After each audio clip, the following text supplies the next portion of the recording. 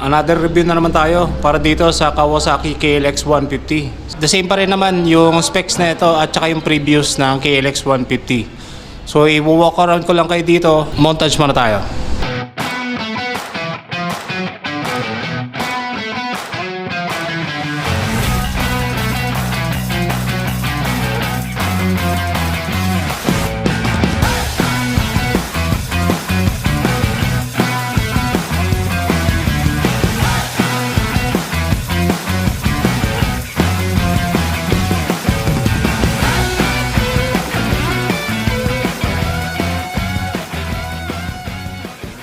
So yan mga tol, kung makikita nyo, napaka-forma at napakaganda ng kanyang kulay.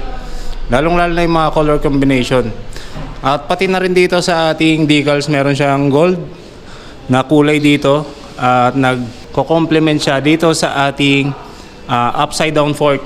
So ito mga tol ay powered pa rin na 4-stroke, 4 valves, single cylinder, single overhead cam. At syempre naka-air-cooled pa rin yung cooling system na ito. At pagdating naman sa kanyang fuel system, syempre naka-carb type.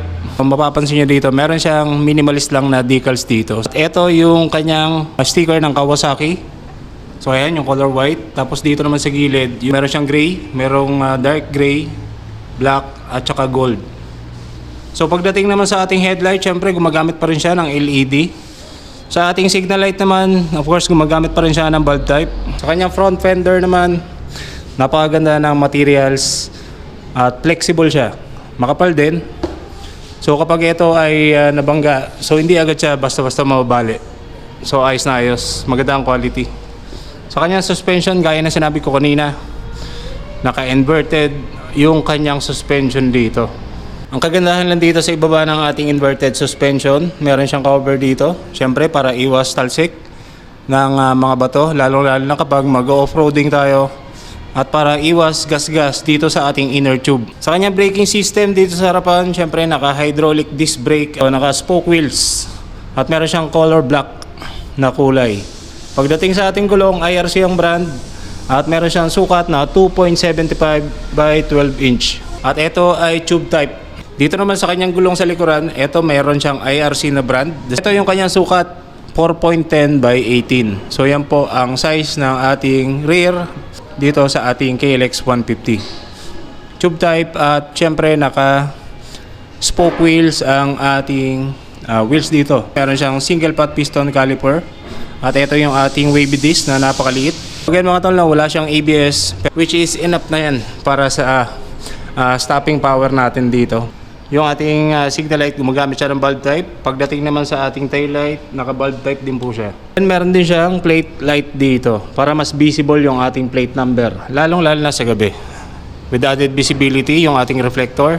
Napaka-neat lang, very slim yung kanyang instrument panel dito. At digital yung ginagamit. Meron din siyang buttons dito.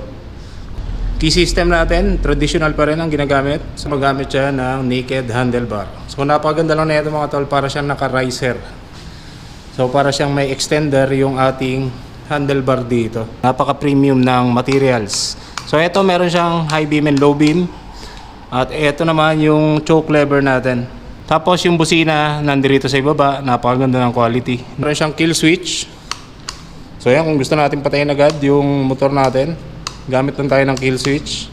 At ito yung ating ignition starter. Maliban sa ating ignition starter, so mapapaandar pa rin natin ang motor na to kapag nalobat yung ating battery or nasira yung ating ignition starter gamit etong kick starter. Ito yung side fairings natin. Siyempre plastic ang materials nito. At ito meron siyang napakalaking decals dito. Meron siyang KLX na color gold at may combination ng dark gray, gray at black yung kanyang decals, no. Pagdating dito sa ibaba, meron siyang 150 na color white.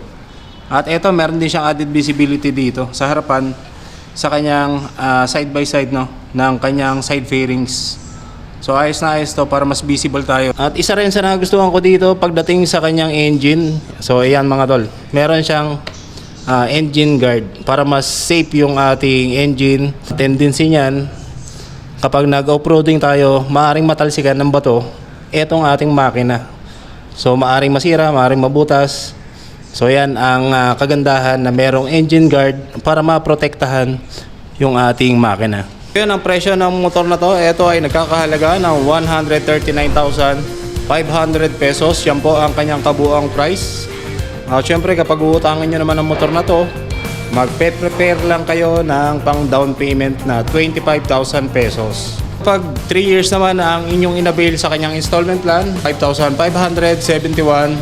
Meron siyang rebates na 200. Meron siyang mga inclusions. Meron siyang free helmet, free jersey, TPL insurance at 3 years LTO registration. So yan lang mga tol at maraming salamat sa inyo. Magandang tanghali at lagi po kayo mag-iingat.